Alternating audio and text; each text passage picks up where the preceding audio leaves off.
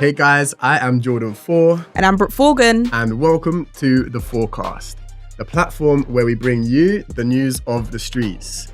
From the grassroots to the big dogs, we bring you everything that is going on in the cultural climate. And today, the headlines that we have got for you are Jaffa Saba versus True Religion, the CRTZ account getting deactivated, Wireless just totally getting cancelled, the V&A East, the Music is Black exhibition, and lastly, the success of Sonder House. Then we'll be going into what's hot, what's not, spotlighting creative trailblazers in the real world.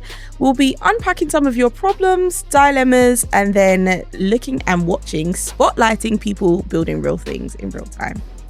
But before we go into those headlines, let's see what the climate's like. You see, from the headlines now, I was like, oh, climate feels a bit... There's a lot going on. But for me, the climate feels really healthy. But then the sun has just come out, so we do feel like life is worth living again. We are British. We do like a little bit of temperature. But when we really take a zoomed out look, I think there's a few things that I've noticed personally that I think might be worth unpacking because, you know, if we're heading in that direction, I think it's good to know what's going on, how to navigate it, and what the weather's going to be like. First of all, though, I think the thing that's on the tip of everyone's tongue is AI.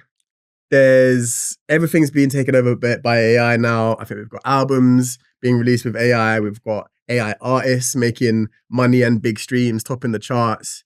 You know, let's not take away from the productivity side of that, but what are your thoughts on AI? Do you use AI for anything? I do. As a neurospicy person, I think for me, AI can be really helpful in leveling the playing field when it comes to what neurotypical people do versus sometimes what neurodivergent people need. So I think it can be used as a good tool. But just like all these things that came to build connectivity, and now we're one of the most loneliest generations alive. So like, I think it just depends on the way you utilize it. We can always blame something for something, like use it for the right thing and it will work. Use it for the wrong thing and then it will be to your detriment. What do you think? I think it can be a helpful tool. I don't think we can overlook the fact that it is making a lot of people lazy. It is not going to replace creativity anytime soon. So I might use it for something like references. I might use it for something like polishing a graphic. I make something, I'm just like, oh, like, make this look a little bit more realistic. I structure meeting notes, all of these things that I feel like the tech back end, I think is where it's best used for me. I'm setting up some automations. I'm setting up some AI agents that can run all of the sort of menial tasks that take away from your time and your everyday focus. But yeah, I think, you know, with everyone being so plugged into it these days, I just hope that we don't go too far that way. And then, because I was thinking about it the other day, and I think what we're trying to do is remove human error, right? But I think what we're actually doing is removing human touch. So I think as long as we don't go too far that way, then we'll be all right. But for now, you know, use it sparingly for what you need, but just don't let it take over your life and be careful what you teach it. And humans are meant to be flawed. That's the beauty of it. That's the beauty of us. Come on. So moving on to our next headline, let's talk about industry saturation and what I hear some people saying, which I don't necessarily agree with, finding it hard to stand out. What's your take on that? It depends what side of the coin you're on. I think if you're looking for a job right now, let's not lie, it's tough. Yeah. If you're looking, you know, especially even with AI, like, you know, they're using AI to scrape CVs, to scrape applications, like to run the interviews in some cases. I think if you're on that side of the industry where you're looking for a job, it's definitely a tough point in time. But I even saw this video the other day that's talking about how like we're actually at a point in time where it's easier for you to go off and execute that sort of dream that you have that seems far-fetched to actually land a job. So in that sense, I feel like the saturation or oversaturation, I think is what we should be addressing it as, is like there is a lot going on, but I think that's where you can cut through the noise and the AI slop with something that's actually unique. So I think it's like the bar is rising, but that's not necessarily a bad thing. There's so much going on, so much noise that like it's pushing you to go above and beyond to actually stand out. So it's got its pros and its cons, but I think it's probably a net positive, negative. It's a net neutral for me. It's a net neutral for me. Saturation is good. It means that people are doing things. It means that there's healthy competition. But the noise can be noisy. I'm not gonna lie. How about yourself? You can have my recipe, but you can't have my sauce. Come on. There's never gonna be a Secret me. sauce. You understand? Like, I feel like we as a society, because of consumerism and capitalism and other things, have such a insecure culture. And it's just like I always say, people love confidence until confidence shows up in the room. When I walk into a room, you're either inspired or intimidated by me. That should not be the breadth of how people engage with me. Why is it one end of the spectrum? It's like, oh my gosh, you're inspired, you're even empowered, or in awe, or you're insecure. And who does she think she is? No, I think I'm exactly who I am. Exactly who I am. So like, just the level of like, it's more palatable in groups and in this pack mentality for you to be insecure, for me to apologize for being so big and apologize for my existence. Oh, I'm so sorry. But meanwhile, you bumped into me. Do you understand? But when somebody comes, sits with their shoulders back and doesn't feel the need to, fill space for filling space sake to make everybody feel uncomfortable, it's like, oh, who does she think she is? It's like, no, people don't have my sauce. Come on, man. They don't. Keep saucing. Sprinkle. Oh, wait, hang on. Sorry, I'm just getting this is breaking news. Okay. I'm hearing from the studio. When did it become uncool to try? Is that new? When I thought trying, are we not supposed to try? What day and age are we living in? In some African cultures, try is not even a real word. In some African cultures, try is not even a real word. Okay. Because at the end of the day, you either do it or you don't do it. So I can't remember who it was. Big up Africa. Big up Africa. Oh, that's not even Africa. Carry on. Anyways, it was an actress, Viola Davis, I think it was. Either Viola Davis or Erykah Badu. One of the two of them. Right, okay. How to Get Away with Murder. The black woman that's like, you know who I'm talking about? Google Viola Davis. As soon as you see her face, you'll know who I'm talking about. Oh, anyways, yeah, I hear her in bare lyrics like Viola Davis get away with murder. Yeah. She's that girl. She's that girl. Okay. So she went to a place in Africa and like they'd had this super long day. And they was like to her, they dropped her back to her hotel and they was like, are you gonna come to the after party? And she was like, it's been a long. She didn't want to say no, so she said, I'll try. And there was like, there's no translation for this word. Try. What's try? He was like, are you gonna come? And she was like, we'll see. And he's like, are you gonna come? Like, not even on a confrontational one, but are you gonna come? It's a yes or no. There's literally no translation for the word try. He said, what you must remember is in this life, you either do or you don't. So are you gonna come? Right now, as it stands, no, because I'm tired. But if something later changes and I get a burst of energy, yes, I might come. So for me, people are like, how's your presenting going? And I used to say, God loves a trier. My thing now is I'm just doing. Yeah. I hear it. Well, you know what? In rugby, the try is to score. You know what I mean? I don't play rugby, but so I hear. But I mean, it's like this. I feel like we're at a point where like to be seen to show effort is almost like you're seen as desperate. And it's like no one gets to the top immediately. You have to try and build and go through this craft phase to actually, perfect the craft, put in your 10,000 hours. But it's like some subcultures, some circles, some scenes, some landscapes. It's like if you're trying and you're not the best immediately, you're laughed out the room. So now it's like we're in this space where people don't want to be, everything has to be effortless. Do you know what I mean? It's just like, oh yeah, I did that, but I didn't even try. Oh, what, that old thing? No, I didn't even try. Bro, I know you spent 3 hours at home trying on bare different outfits and then, what, this whole thing? Do you know what I mean? It's like, bro, like not everything has to be effortless. And I think we're in a space now where it's like, if you're seen to be putting in effort or trying, you're seen as a bit of a loser. Like, where's that come from?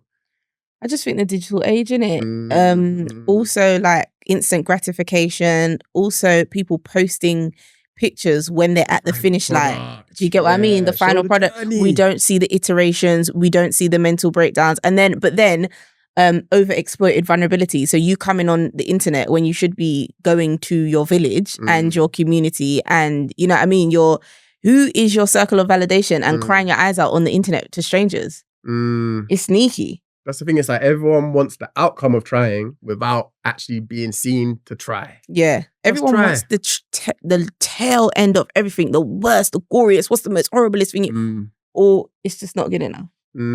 So I just think it's the whole thing's just try it. Just try. That could be the new slogan. Just try. Okay. going into the first of today headlines, we have Jaffa Saba versus True Religion. Louis, what is you doing? Fake religion. I mean, what do you think? Because what? Lord. I'll be on there refreshing my feed every time he's dropping a new video. Like, no, not more tea. Oh, I mean, you know what? I love Jaffa Saba, yeah, and I love all of his work. And I didn't realize he was so young, first and foremost. But like, I remember when that True Religion collab came out in Selfridges, and you're thinking, yo, big boy Selfridges, like he's winning. Like, obviously you don't know what's going on behind the scenes, innit?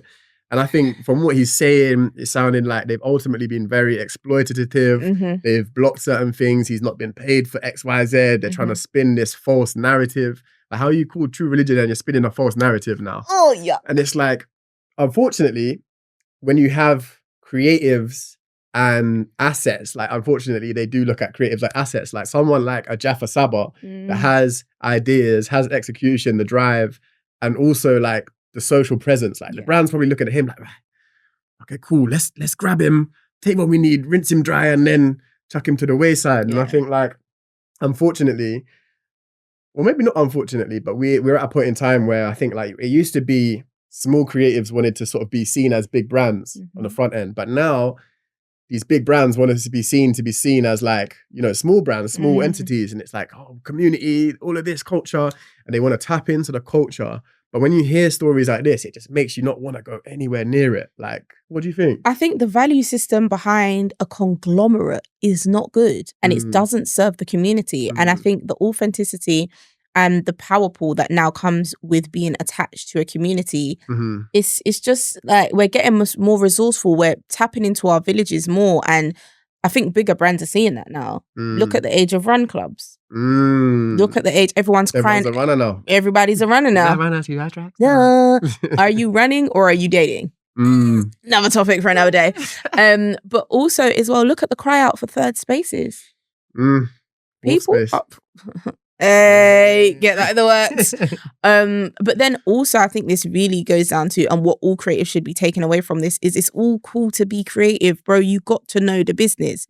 Because was he signed up as a employee? Because I've just seen top line stuff, yeah. Or just again for creatives, are you being employed by an organization or are you being commissioned? Like, do you get what I mean? Because this I think two different legal stances. I think it was commission. I think there was a contract in place. Obviously, we haven't seen the fine print, but essentially he is designing and building this collab. He's even bringing in third-party people. He's linked them up with Chief Keef. He's done this and he's done that. He's drawing from his own personal network. He's creating everything. They'd agreed, whatever the value exchange, monetary, whatever. And, they executed in the UK, but I think it was supposed to roll out in the US, which is where this whole thing comes about because they did not uphold their side of the bargain. Okay. He's now, they've kept it, they're using it in the offices and stuff, but he's, I think ultimately trying to get his money or get his stuff back. And then they're saying, oh, he broke into the offices, he's doing this, he's doing that. So me personally, I hope it gets resolved and I hope it doesn't set a negative sentiment for brands working with smaller creatives, like, because, that is a massive springboard for a lot of these people, like the Nikes, the Cortez, the Slawns, like Adidas working with Drama Cool, like all of these things should be a harmonious transaction of value, equity, time, whatever. But it does leave a sour taste. And I think unfortunately, it just feels like street culture has become R&D for corporations. I think it's time to change, but big up Jaffa, love all of his work.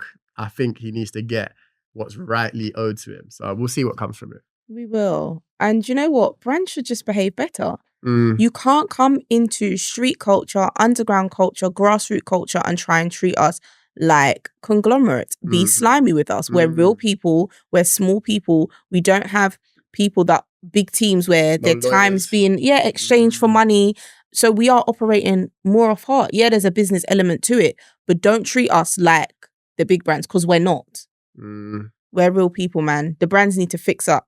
It's not cool. Because what also gripes me is that, when you try and do the right thing. I don't even care if he went in there dressed as a delivery driver. Good to him if he did. Do you get what I mean? Sometimes you need to forget what's yours. Nah, bring back my things. Otherwise, I'm going to go in there and spray paint it all.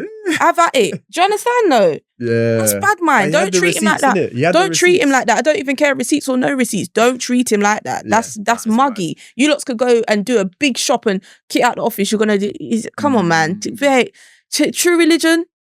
Don't do that. Full religion, man. Full religion. That's why you was going bankrupt until you met him. Don't try it, because we'll come up there and I won't be in a delivery jacket. I'll be in a Ford. I'm joking. I'll be in my own branding. No, I'm joking, man. Treat us better. Come on, man. And I think it's just like, it just goes to say, like, protect your IP. Yeah. Know your worth. Yeah. You know, sign the contract. But lastly, don't take no BS from no big brand, because, you know, ultimately he's got his voice, he's got his platform, and he said what needs to be said. I just hope it gets resolved. Period. Come on. Do you know what I think should happen for him now? You see the way Stormzy swooped in for Faye Flowers and bought Faye Flowers, some black girl. Okay. She created this big flower brand, floral brand, like she's a florist. Okay. Dope. These curated newspapers, white couple came, stole her fucking idea. Stormzy now swooped in. Stormzy swooped in. F that. He bought her out. No, I can't remember what he done, if it was like a show or he done some big social media campaign where he bought all of her flowers and then he went and handed it to the influencers saying, giving you your flowers, giving you greasy. So someone needs to come for Jabba. Sloan, get him. Who else? Cortez, even though the Instagram's down. So Clint, come on. Oh no. The influence. Hey. Let's talk about that. Yeah. Cortez. Imagine, I seen on Clint's story, 8 hours of food poisoning. Man wakes up, Instagram's deactivated. His Insta's down the toilet. And I think, you know, and he's saying, what is it? 1 point whatever million followers built this. And I've seen the journey from initiation to today. And I'm like, wow, like, okay, cool. But, you know, let's not say that the brand is not just the Instagram followers. No. It's not just that. It's way more than that. But how easy is it for them to just like that? But then it's like, I also don't know if the jury's out, because he is such a clever marketing mind. Yeah. Is it really gone? Or is he doing that? Because I've seen some people saying like, if it got deactivated, you wouldn't even be able to see the thing. You know what I mean? It wouldn't even pop up. He's showing like user not found. It's like, apparently, I don't know, what do you think? Is it real? Is it not? I don't know. Not sure. He's guerrilla marketing though, so I'm all here for it. I love the little razzle dazzle. Get our heart going again. You know when the teacher spells something wrong on accident and then just have to be like, just making sure you're watching. No, bitch, you don't know how to spell, just like me. Stop trying to lie. But I'm here for it. People always do PR stunts. Look at Tiana Taylor and Aaron. Wasn't that great? I don't even know who that is. Who's that? Aaron Pierre. That's Mufasa. Anyway, some guy that came out of London, new actor, but he got in a relationship with Tiana Taylor. You know, she just split up from the husband. Whiskey and Ruby Rose type vibe. PR, keep doing your work. But yeah, man, I think like it wouldn't be the first time that he's done something like that, because when they released the Air Hirachi, he was like, releasing it on the close friend story, and it looked like he'd added you to his close friend story, and now you're like, oh man, I must be exclusive. Oh, now everyone's on there. I'm like, okay, cool. It's like, it's the signaling. It's like, because let's not like, everyone's talking about that now. Yeah. Cortez is gone. People are searching for it now. Great. I wouldn't be surprised if it's a Kanye move where it's like, there's commotion, and then boom, he's dropping something on you. Yeah. But, you know, the Kanye blueprint. But, I mean, actually, let's talk about that. Oh my gosh. Imagine, yeah, wireless come. They got you 11 mil on the thing. And then that was his fee, innit? 3 days. 3 days. I don't even understand the thing. Like, if you're booking the same artist at the same festival to play 3 consecutive days, already for me, not only is that a red flag, but it's a bad move. Like, I've only seen Kanye West once, yeah. And it was back in 2016, I believe, at Wireless. Day 1 was Kanye. Day 2 was supposed to be Drake. I don't know what happened with Drake's got up in his feelings or something now, but he cancelled the thing. And Kanye did both days. I love Kanye, the little asterisk. I love Kanye's work. But seeing it twice back to back, it was a bit like, okay, you did the same rant yesterday, bro. Like, what's going on? Oh, like, not the same rant. The same rant. And it's like, you got to get new material. If you see it once, do you really need to see it the next 2-3 days? So that already for me is like, I understand they probably got a package deal and like, okay, if 11 mil is the package deal, what are you normally spending on that? But first of all, I think the first talking point is like, does that make sense? 3 back-to-back days. When there's so many UK artists that would kill for that headline spot at Wireless. I mean, big up to Stormy Norm. Stormy Norm said on his WhatsApp story, why can't the UK cover it now that he's gone? Wireless is a UK thing, bro.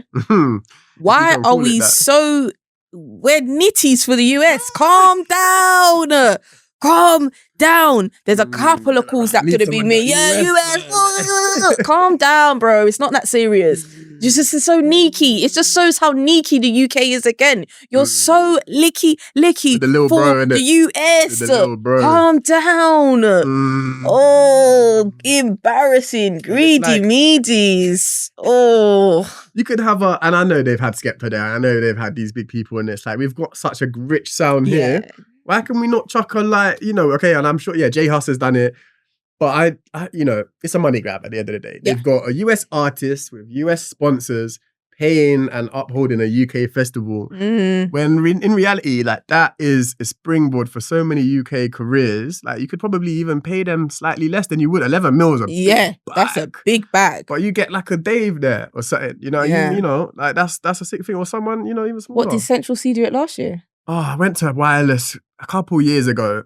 And it was the first one they did in Crystal Palace Park. I love Sench, yeah. I went all 3 days. I seen him like 6 times. What, in the 3 days? So he was playing one stage and then he came out for some other one's thing. And then he showed up unannounced, like bare on other people's things. And then it was just like, surprise, Central Z. I'm like, yo. It's not a surprise if I've heard it twice. This was like, obviously he was on the come up, but he weren't like big international now. I think his, let's not take away from his artist management, his marketing, sick. But I was like, by the end of it, I was like, damn, like, more Sench? Do we really need more Sench? Yeah. But yeah, people like that, do you know what I mean? People that represent the UK, that we don't have to bring in exports and all of these things, especially... I feel like it would have been sick if it was their 21st year, innit? They should have played on 21, because 21 in America... Savage! Hey! But like, 21 in America, you're legally able to drink. I think it was 21. It was one of them. I think it is the 21st year, but I feel like they could have, if whatever it is, they could have just spun it quick. Look, you've got big marketing teams. Come on, be so for real. None of y'all in that marketing team could have thought about something. Lights are on, nobody's home. Oh yeah, it was 21. Yeah, 21 Savage. Get into it, Steven. Talking of Black British culture, the VNA East are debuting their first show, opening with The Music is Black. So what I understand from this is, I haven't been, but I do need to go check it out. Yeah. It's a celebration of Black British culture. Obviously, the VNA, for me, does not scream Black, but it is a big institution. So we're, now what we're unpacking is this thing of like big institutions platforming Black culture. Is it, I'm not going to say it's performative because it is a great thing, but it's like, should these things be a moment in time or should this be the norm? Like, let's not lie. Black British culture is, for the most part, this could be a controversial take. Say it. I'm thinking music. I'm thinking art, food. Let's just say it's a strong part of British culture, I'm not going to say too much. Should I take the piss and say it? The national dish is chicken tikka masala. But they was turning over people's cars saying get out of our country. I'll say it. Said it now. The Windrush generation, they were promised the streets are lined with gold. Come rebuild our civilization. They're taking away visas from XY country, ZY country, Jamaica, Barbados, Antigua, St. Lucia, if we get Windrush reparations. And once they pull off the wool, you realise the streets are lined with shit. Doodoo. And poverty, fam. Like, yeah. Oh, it's cold here. But yeah, we ain't got no sun. No, I'm joking. But no, honestly, I think like when I think of like, let's think of British exports in the creative scene, 'cause that's what we're talking about. Music. We're thinking grime. Yeah. UK garage. Jungle. These things like funky house. Yeah. Dubstep. UK drill. Obviously that's a little baby bro to American stuff, but it's its own thing. It's all black. I think it's good that they're celebrating it. I think it's good. And I need to go check it out. So I will go and check it out. Yeah, they got a Jamaican, they got a little Jamaican, they got a Jamaican, not little Jamaican. They got a Jamaican exhibition there as well. Jamaican. Boy, we little but we tell them. Yes, I'm definitely going to go there because it looks dope. It looks dope. And I need to, I don't think I can say too much about going and seeing it, but like, is this celebration or is it delayed recognition?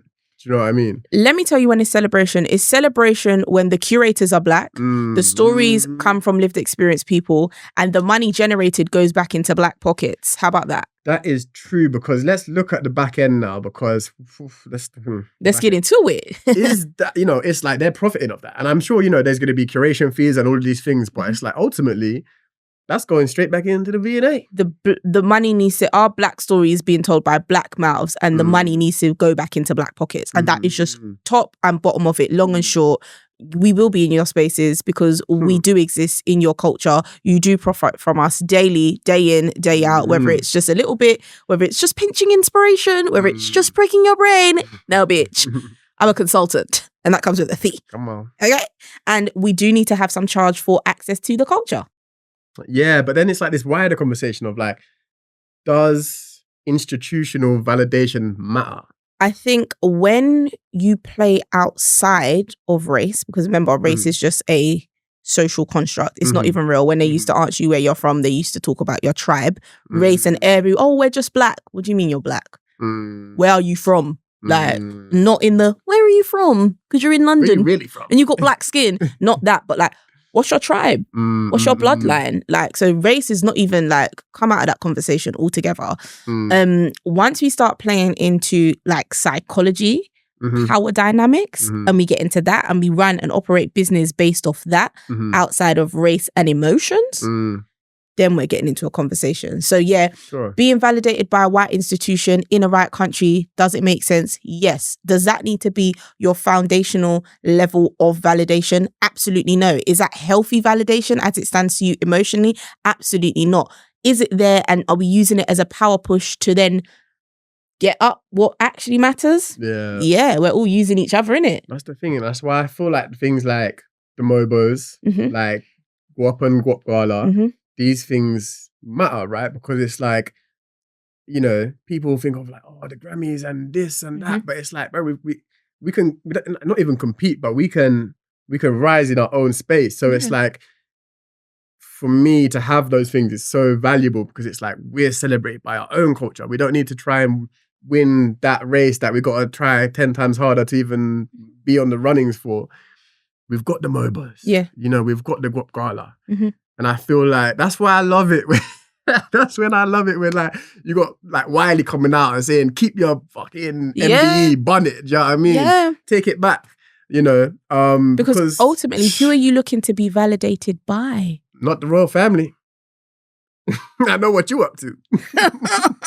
Where's Andrew? Cut that out. Anyways, but what I also want to say, like, I'm fresh off the red carpet from the Triple C Awards, yeah? Big up Mahari Hay. Yeah, you know me. Hey. Big up Mahari Hay. Culture, Community, and Corporate Awards. Now, if that room was filled with excellence and it was outside of colour. Predominantly, it's a black team, but everyone was in the room. The Mother of the Year Award, white lady, awesome lady, regular woman. And it's about supporting the underdogs and the cogs that make the machine of the world run that often are overlooked. So I think that's a beautiful award ceremony. I want to be up there on the main stage next year. I done red carpet this year. I told Mahari, I'm coming. I will be. Mark this in the clip.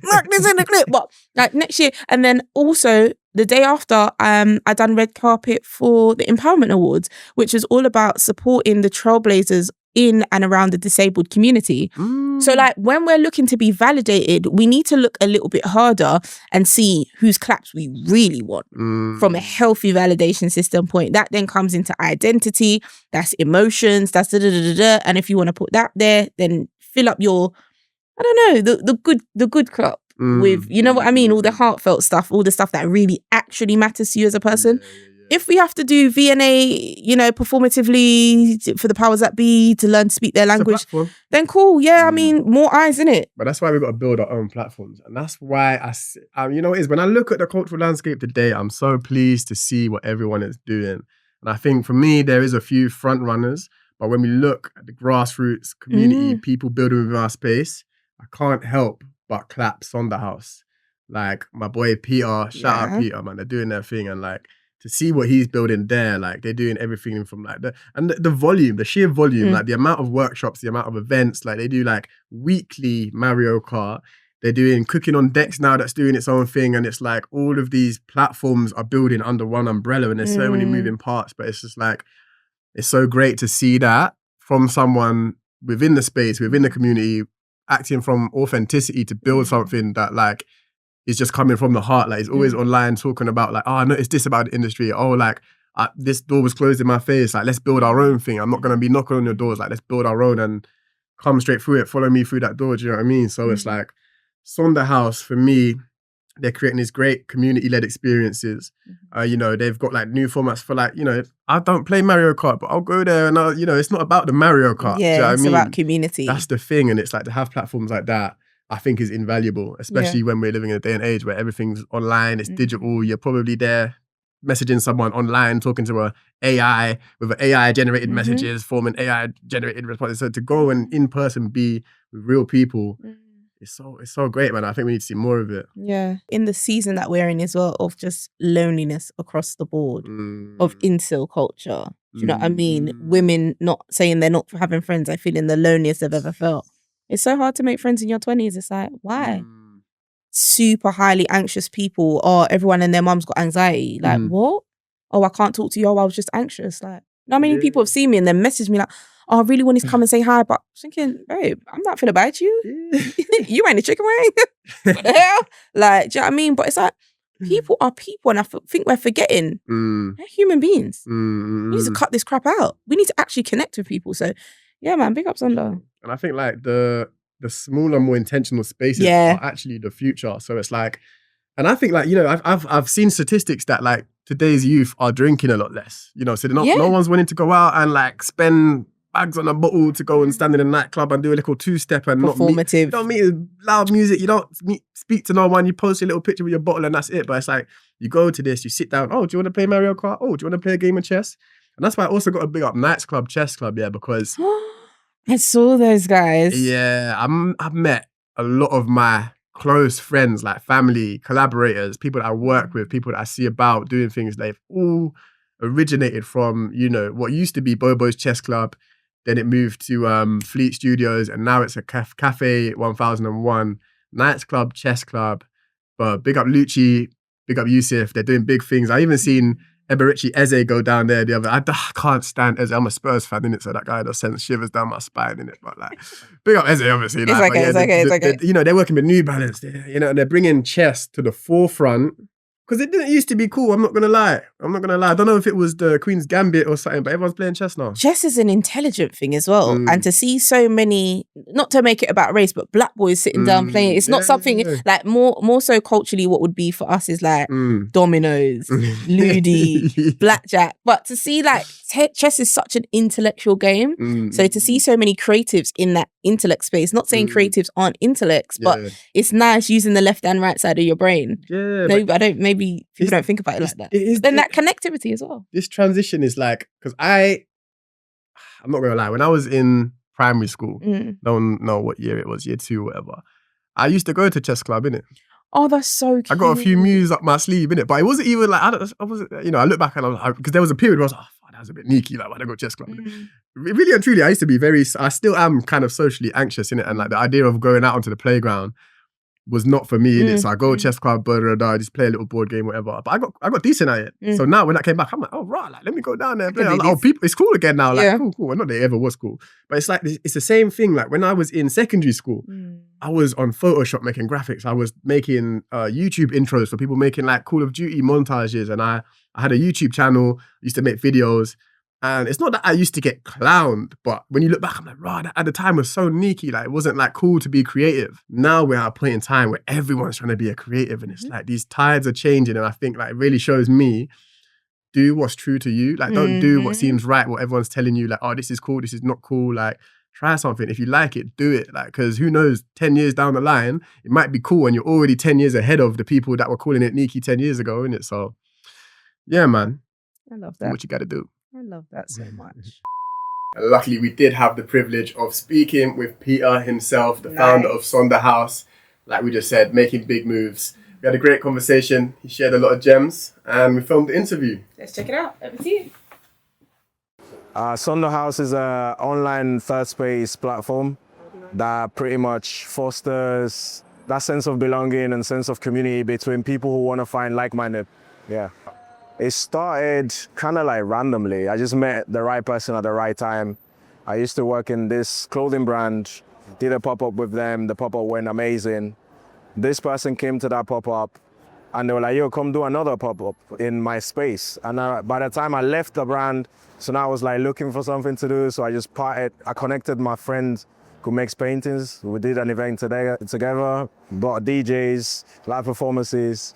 Venue was packed and I was like, yo, let me keep going. And it's kind of like just escalated and it was just a journey of like no marketing plan, no nothing. It's just like natural. Yeah, that's dope, man. That was very shout out Peter. That was sensational. I love when people have a gripe, but then people actually start doing something about it and seeing people actualize their dreams whilst it has so much impact. Yeah, man. They're on fire. Speaking of on fire, I've been burning. If you take a little look here, you can check out the most recent 420 range. Thank you. This is handcrafted in London by yours truly. This is a ashtray. Hold that for the ladies. Hold that one there. And this one, very special now. So any of you smokers out there, if you're familiar with the two-piece grinder, this will look very familiar, but I've made this is an incense burner in the shape of a grinder for all of you potheads out there. It was 420 and we had a right old time, but this is a lifestyle homeware product made by four. You know, you can have a little bit of the culture in your living room. There we go. And if you like to burn incense, then this one's for you, innit? You just pop that in there. Is it Erykah Badu's incense stick? Oh, it's not that one, no. It's the Nag Champa, the smell of the streets. Okay. You know what I mean? But yeah, 420 is available online now. Go grab your bits. We got t-shirts, we've got magazines, we've got the homeware products. Go get it before it's gone. Period. Get you some. Get them while they're hot. Speaking of hot, this is Hot or Not. Indeed, and I've got a very special one. Something's come across my desk this week and I would like to show you it. Are you a mouth jewelry person? Oh yeah, I can't wait to get me some girls. If anybody wants to sponsor me, I'm available. So these are fresh from a designer called Leonardo Canton. That's leonardo.canton.design on Instagram. Go blow up his thing. Check these out. Sensational. Give me 14 of them right now. It is, for those of you on audio, it is a grill with Lego. Yeah. So I'm going to roll the little video. You can see it. So there it is. It's a metal grill. It has the Lego studs on, so you can customize it with whatever color Lego you want. That's so dope. When I saw this, I thought, why didn't I not think of that? Get Usain Bolt in them. It's one of Jamaican them. colours. It's like you can change the colors. Yeah. You can change the color. And it's like one of them things where it's like, oh, like that's so, taking something that's universal, like a Lego brick, and adding it to something that's functional. It's like, yeah, we need to see more of this, man. It's like what Armsy always talks about with like Supreme. How they just go and whack their branding on stuff. And it's like, yeah, I really like this. And you know what's sick? They called it Ego rather than Lego. Greasy. Yeah, get me some grill. So hot or not, what we saying?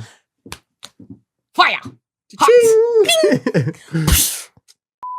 And the next one is drip or drop. So we're taking a trend, something that's overhyped, and we're saying, is it drip or should we drop it? And what I have for you today is the double layered jeans. You know them man that sag their jeans down here and they got another pair of jeans underneath. You seen that? Listen, fertility rates are dropping, gents. Mind yourself. You don't want to make your downstairs region too hot. Just saying. Especially when it's denim, boy. Like you're walking like this one. So what is that, a drip or a drop? You fuck with it? For fertility, drop. For look rise, keep it. Yeah. Do you know what they should do? They should get the waistband of one jeans. They done that. Don't follow it all the way through with it. They done that. All right. That. If there's not so much heat under there, keep it. If there's too much heat, sorry guys, drop it. Gonna have to be honest. For me, You know what? I'm gonna drop it, and then you'll catch me doing it in 2 months' time. Okay. For me, it's a bit much. It's a bit much. Like, yeah, I don't know. I mean, I'm not, you know. Looking at them on Google, they're hideous. I'm sorry. Drop that out now. Who came up with that? Yeah, do your thing, do your thing. Not for me. Not for me. Yeah. And of course, at 4, we're all about community. And it wouldn't really be community if we were upholding other communities and supporting each other. So we're starting this from this episode, but I just want to go and shout out other communities that are doing things. Obviously, we've mentioned some of the house already, but, you know, when you use this platform to support other things that other people are doing, build other communities. And that's what we're all here for, man. So I actually, the other week, came across a platform called Young Creators UK. Nice. I don't know if you've seen them. It's a great CIC. Young Creators UK. The founder is a guy called Christoph. So shout out Christoph. They are doing amazing work for young people. You go and visit the space. It's like podcast studio, 3D woodwork, mad stuff. Real cool guy, really interesting story. And, you know, they've got kit, they've got equipment, they've got spaces, they've got briefs, they're getting paid work for young people. And all of their stuff, they're white labeling for other people to go and take. So amazing stuff, totally visionary. And yeah, I just wanted to shout out Young Creators UK. That is number 1. Number 2, we had a submission from a female community called It's All Hers. So we do open up submissions for the forecast for the community to shout out the things that they want to shout out. And It's All Hers is a community supporting females through networking events, wellness, and founders mentorship. It claims it's for women who refuse to be put in one box.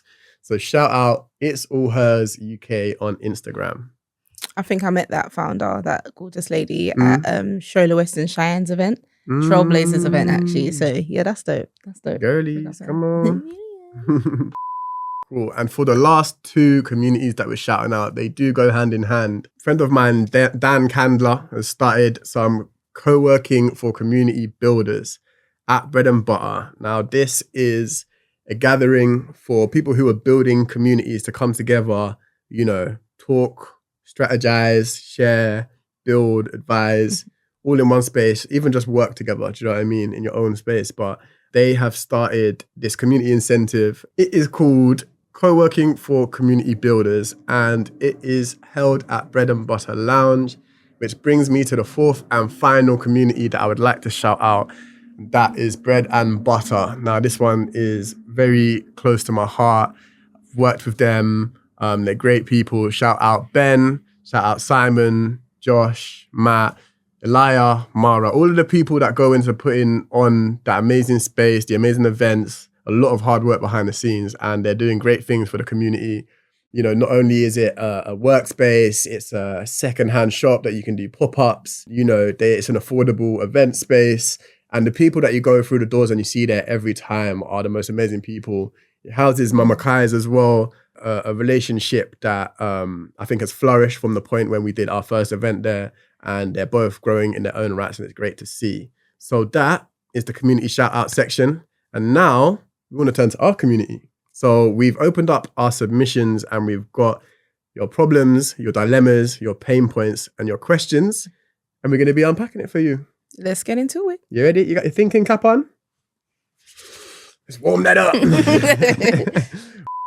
Right. So the first submission comes in, and this is actually a very common one that I see. I've got multiple skills. Should I niche down? No, you too broke to do that. Simple as. What are the pros? What are the cons? I think niche down in the faces of people who want you to niche down. Mm-hmm. Have your niche down story, and then have your fully fleshed out story for the people that are not insecure, and for the people that understand that unless you're a Nepto baby, you need to do a little bit of everything to keep the lights on in London, UK in 2026. So just have your liar story that you tell to people who are, you know, this is really unattractive. You want to do too many things. You really need, just have your liar story straight. And then have the fully fleshed out story that if you meet an Armsy of the world and go, right, I can do this, he can refer you to 10 different people. For real. And I think, again, the question is very subjective, right? Because if you're then talking about like TikTok now, it's like if you're working against the algorithm, it's like, yeah, it probably does work in your favor to be a specialist, like you to have your niche, like, because you know, you go on there, you post a TikTok that blows up and it's about helping people find photography spaces, blows up, million views, all these photographers start following you, and then you're posting something about a cooking tutorial that they're gonna drop by. So it's like, you know, I think it's finding the right thing for the right thing that you're talking about. I myself am a generalist, like I'm definitely not a specialist. And I even remember when I went for so I studied at Chelsea College of Art back in 2016 to 2019. And don't do the math. And I remember in my interview, like vividly, sat down, showed them my portfolio, a little bit of this, a little bit of that. And they were like, oh, like you do a lot. You're not a specialist in one thing, but you have a load of things that you do. And I remember at the time thinking like, what, is that a negative thing then? Like maybe I should just do one thing but you know, like I think this is like the journey of life, right? You start as a kid and you're like, the possibilities are endless, and you go to school and it's like, oh, you got to select this thing, and then you go to college and then it's select that, and then it's at uni and then you're in this thing and it's like, fucking hell, I'm in a single lane and I'm stuck doing this thing. So like, you know, I can see both sides of it. I myself am a bit of a generalist and I feel like I would struggle just doing one thing all the time. But, you know, then you probably struggle to excel in one thing. But, you know, if you can juggle those things and if you don't want to go into something that where you have to specialize in one thing, I do think it's very good to at least have a base understanding of a few things. Like if I'm going to go on a photo shoot, I might be creative directing, but I know how the camera works or I know how the styling works. And it's like, I don't need to do it, but I can understand and then I can direct people and stuff. So there's benefits, pros and cons to it all. So yeah, I hope that helps. I think there's a time and a place for everything as well. So you may start with a niche in wanting to have an umbrella company for loads of things, but you may get known for this. Word to Brandy, shout out my girl Brandy. She was like on a panel that I recently just listened to. She was like, fuck a niche. If your personality is lit enough and if you're good enough at what you do. So is it like, I am somewhat of a specialist in multiple things. I don't need to be a generalist to not be a specialist in multiple things. What if I can just carry more than the average person? Should I dumb myself down now for other people's comfortability? Do you get what I mean? So, but then Brandy did heavily start with food. Now she's able to caveat and be like, right, I want to do lifestyle. Right, I want to do travel. Right, I want to do X, Y, and Z. But she built her core audience. And because she has an infectious personality, enough of you lots don't have infectious personality, so it won't correlate. So then niching down potentially for some personality types actually may be the way. But for those who don't feel like they need to niche down, don't niche down. Keep on living your dream, Pookies. Come on. And but shout out the specialists as well. Sorry. Come on. The multi-specialists. We're coining that. Multi-specialism. So the next question comes in, I will keep them anonymous, but I've started making money from my creativity and now it feels less fun. I hear that. That one there landed, you know. I think like, it's that question of like passion versus pressure, like your passion becoming your source of money, but also the stress that comes with making money from something. It's like, if you just do it, you remove all the pressure. Like, let's say, for example, painting, right? If I just want to sit and paint and do something because I love painting, I'm going to do it. If I'm now getting paid money and I've got to churn out 3 paintings a week and I'm like, whoa, like, this is not fun anymore. Like, I love graphic design, but I do not want to be a graphic designer by trade because it just makes it so like, you fall out of love with it quickly. And I'm sure there are people that are, you know, getting paid for their stuff and they love to do it and that's great. So again, I think it's one of those subjective ones. What do you think? Everyone's passion does not need to pay. Some things you do for your mental well-being and then some things you do, you go to work and then you kind of turn on your brain and then you turn off your brain as soon as you come out of the office. And then you go and live your life and have your creative passion. Everyone's creative passion does not need to pay. For sure. So for me, I think, you know, the options are you do something that brings in the money and you totally separate that from what is your creative passion, but make sure that if you're monetizing your creative passion, that you don't let it become a burden. That's my take personally. Or get another hobby. Start looking to other hobbies. So then you have something else that you absolutely love. So the passion, you can utilize your skill set, make money, but then you have something else outside of it you love. Come on. Still make that money though. Sorry. And the final question comes in, do you need to be a bit delusional to succeed as a creative? I personally think that you certainly need to take a lot of risks. And I think that if you're risk averse, you know, you're probably on the less delusional side, but like that delusion will be what takes you over the precipice of like, oh, I'm scared of doing this. What if this? What if that? What if that? And you need to just get rid of that to actually, even grow as a creative, let alone be successful. But like, there will be times on that journey where you're like, this is not working. I need to give up. I can't see where the finish line is. Where's the light at the end of the tunnel? And you do need a bit of a delusion to get you through those rough patches and power you through. Like, if you're a creative, you're literally creating something. So it's like, you might be inventing something like that. And to be able to think in that way, you need to be able to, have a little delusion, because otherwise you're just living within the box that already exists. Like, you're not creating anything new. So like, that's my take on it. I'm hella delusional, but don't get lost in the sauce. I will be a media mogul personality. Is that delusional?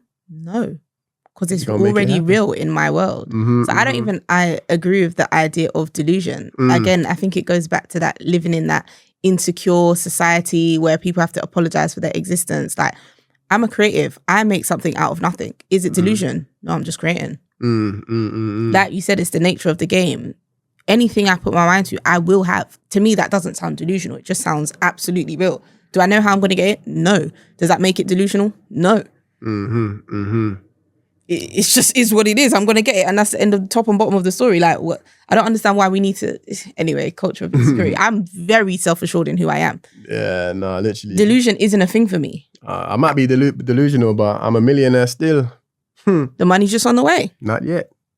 The money's on the way. Come on. So that's our community service from the day. If you'd like to send in your questions, dilemmas, pain points, anything you have that you want to contribute to the conversation, hit us up on Instagram at 4.uk or on our Patreon that can be found in our links. And if you could see yourself on the foreground of our table here at Forecast, you know what to do. We're tapping into real creatives, hearing from phenomenal trailblazers. And if you want to be a part of our street community, you know where to go. 100%. There are brands out there that want to tap into the culture, and we'd love to work with those of you that want to do it in an authentic way, rather than the performative way. And if you want to be a part of this journey that we're on, support our community and amplify your voice and your value through what we're building here, reach out via the email sponsor@4.uk. That is sponsor@fore.uk. So as you can tell, the culture is really shifting and we're at the forefront. So follow along the journey, subscribe to the YouTube, follow us on Instagram. I have been Jordan 4. And I'm Brooke Forgan. And this has been The Forecast. We'll see you in the next episode. Doodle. Peace. Bye.